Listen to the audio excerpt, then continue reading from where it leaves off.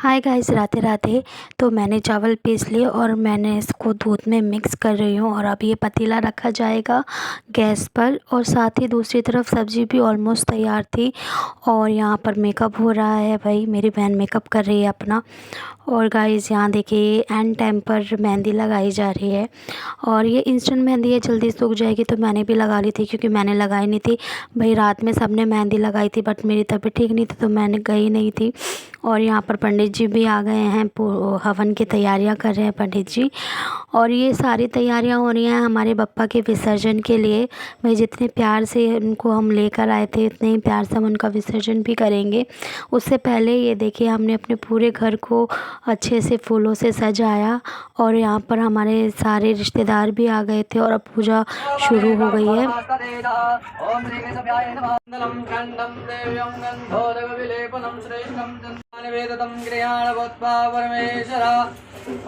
मया हतान पुष्पाण ओजातपते प्रभो मया हतान पुष्पाण ओजातपते कृतम्। और गणपति बप्पा के साथ बैठकर हमारा कान्हा भी अपनी पूजा करवा रहे हैं भाई, क्योंकि हमारे कान्हा जो है ना हमारे घर के सबसे प्यारा सदस्य है। और हर बार जब भी बप्पा का हम विसर्जन करते हैं ना तो हमारा कान्हा भी साथ जाता है जमुना महारानी जी के दर्शन कर ले और उनमें डुबकी भी लगाते हैं। और ये दुर्वा की माला ये हमने अपने हाथ से बनाई, मतलब मेरी सास जो है उन्होंने अपने हाथों से ही बनाई। और गाइस देखिए अब हम सब हवन में बैठ चुके हैं। पता है क्या कि मेरे हस्बैंड तो थोड़ी देर में आए थे, मतलब हवन शुरू हो चुका था उसके काफ़ी देर बाद आए थे। और जो मेरे जो देवर हैं उनको बहुत तेज़ बुखार चढ़ा हुआ था, वो भी ऊपर आराम कर रहे हैं, तो वो भी थोड़ी देर बाद ही उतर कर आए। और यहाँ पर सामग्री मैं भर रही हूँ। ये पंडित जी ने कहा था इस नारियल में अच्छे से सामग्री भर दो, तो ये मैं भर रही हूँ।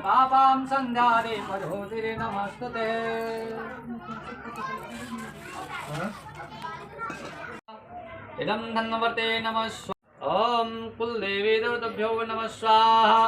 इदं तन्नवे नमः स्वाहा ओम इष्ट देवताभ्याय नमः स्वाहा। ओम कुलदेवताभ्याय नमः स्वाहा। ओम सर्वबाधाविनाशाय नमः धन्वधाम राम राम श्यामत प्रसादेन भविष्यते नमः स्वाहा। गणेश चतुर्थी का जो ये उत्सव है ना ये हमारे लिए बहुत ख़ास है। और पिछले कई सालों से मेरे ससुराल में गणेश जी की स्थापना होती आई है। मेरी शादी को भी 7-8 साल हो गया है। मैंने तो लगातार देखा है कि हमारे घर में बप्पा जी की स्थापना होती है। और हवन अब पूरा हो चुका है, यहाँ पर हम सब खड़े हो गए हैं आरती के लिए।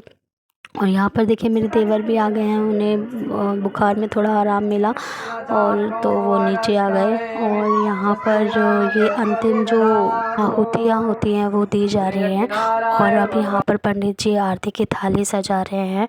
अब बस थोड़ी देर में हम आरती करेंगे। और बहुत अच्छे से हवन संपन्न हुआ, सब प्रसाद लेकर आए थे।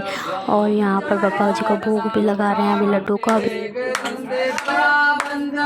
चार भुजा धारे बाजन को पुत्र दे धन को मान शरण आए सफल कीजे सेवा भुज गेंदहार मम बात देवा मोरिया धना रे मुरारी हे नाथ नारायण स्वामी तुमसे बढ़कर कौन आजा देवा।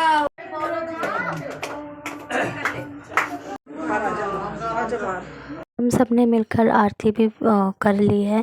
और यहाँ पर ना गाइस हवन जो किया था उसकी वजह से पूरे घर में धुआं धुआं हो गया और सब पंडित जी को छोड़कर बाहर चले गए। और यहाँ पर अब अग्निदेव को भोग लगाया जा रहा है और साथ ही फिर अपने पापा को भी भोग लगाया। तो भोग में हमने बनाए थे छोले और चावल, आलू की सब्ज़ी, पूड़ी और खीर। और हमने ना क्या किया था, हमने हमारे 3 फ्लोर हैं और 3 फ्लोर पे गैस है, तो हमने एक एक करके सारी डिशें अलग अलग बना ली थी, तो जल्दी ही खाना बन गया था। जैसे कि मैंने बनाई थी आलू की सब्ज़ी और खीर, नीचे जो मेरी छोटी वाली मम्मी है उन्होंने बना ली थी छोले और आटा भी लगा लिया था साथ के साथ। और जो मेरी जेठानी है उन्होंने चावल बनाए थे, तो एक साथ ही सारा खाना बन गया था। और बहुत आसानी से हमने जल्दी से ही सब बना लिया था। और अब पंडित जी की दक्षिणा दी जा रही है। और यहाँ पर हमने बनाए नहीं, हमने मंगवाए थे लड्डू। 11 किलो लड्डू मंगवाए थे और सवा किलो के हमने 2 बड़े लड्डू बनवाए थे। लेकिन क्या हुआ कि बूंदी ना ताज़ी थी, तो जो लड्डू की शेप होती है वो नहीं आ पाई, ये बैठ गए। तो फिर हमने इसको उसी में मिक्स कर लिया। और हमारा शिबू भी हमारे पापा से मिल रहा है। यहाँ पर देखिए मेरा बेटा जो है ना आसन बिछा रहा है, क्योंकि अब आरती होगी बाहर लास्ट में, जो हम पापा को लेकर जाएंगे। अब यहाँ पर जाने से पहले हमने पोटली बांधी हमारे पापा के लिए। पोटली जो है पापा के साथ भेजी जाती है। इसमें खाने की चीज़ें हैं, जैसे लड्डू है, मेवा है, पान सुपारी और उनकी प्यारी दुर्वा भी है। क्योंकि इतनी दूर जब वो जाएंगे तो उनको भूख तो लगेगी ही ना, तो इसीलिए हमने ये पोटली भी साथ में बांधी, ताकि उनको भूख लगे तो वो खा लें।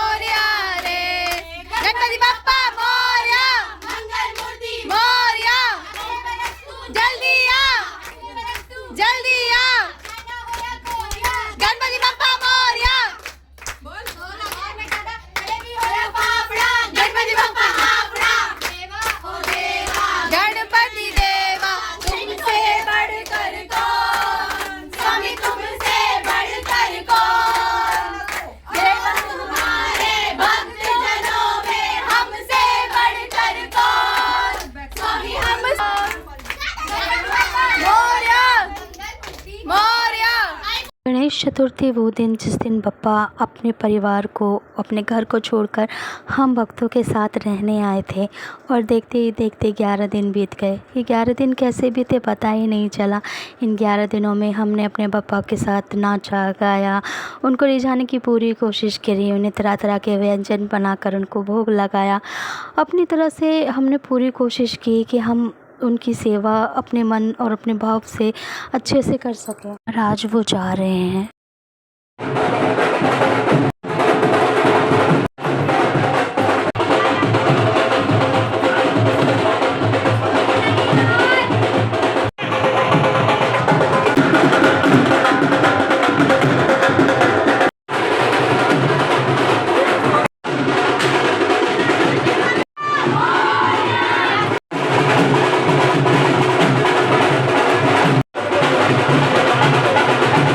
आज मन बहुत भारी है, क्योंकि आज पापा जा रहे हैं हम सबको छोड़कर वापस अपने कैलाश पर, अपने माता पिता के पास। इतने दिनों में हमने ये सोचा ही नहीं कि ये दिन भी आएगा। और आज मन बहुत भारी है, आंखें बहुत नम हो रही है। लेकिन हम हमारे पापा को हंसी खुशी और प्यार से उनको विदा कर रहे हैं। जाने से पहले एक बार हमने अपने पापा को पूरा घर दिखाया, ताकि वो हमें भूले ना, हमें याद रखे और अगले साल जल्दी से हमारे पास आ जाएं। और इसी वादे के साथ अब हम निकल पड़े हैं अपने पापा को लेकर, खूब ढोल ताशों के साथ, खूब नगाड़े बजाते हुए, धूमधाम से नाचते गाते अपने पापा के विसर्जन के लिए।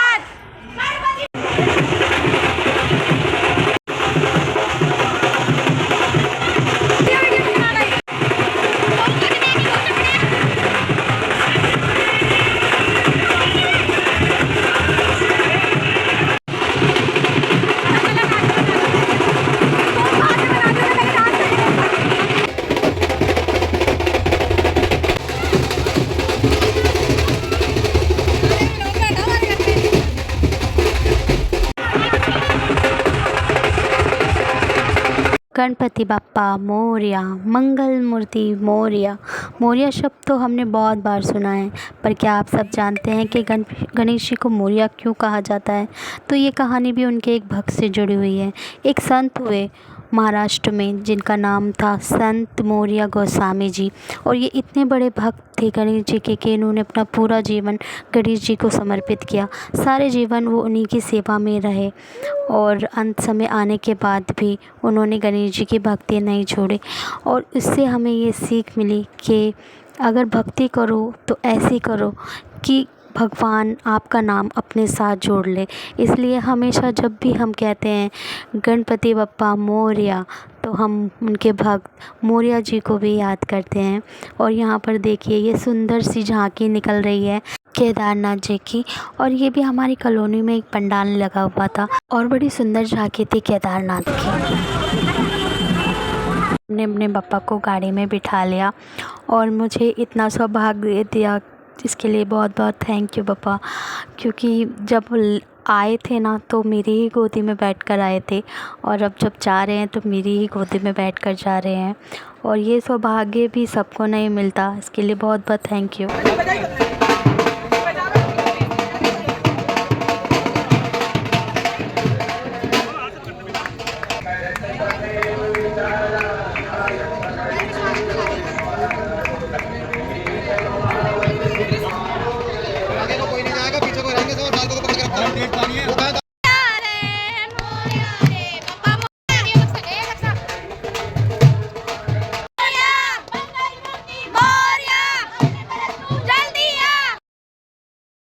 हम सब पहुंच चुके हैं जमुना जी के घाट पर और देखिए यहाँ पर अंधेरा हो चुका है, क्योंकि जब हम पहुंचे थे तो अंधेरा हो गया था, 6:30-7 का समय था और ज़्यादा लाइटें वगैरह वहाँ है नहीं क्योंकि ये घाट है। और आखिरी बार हम सब ने पप्पा की आरती की, उनको गले लगे, उनसे अपनी गलतियों के लिए जो भी हमसे जाने अनजाने भूल हुई हो उसके लिए हमने माफ़ी मांगी।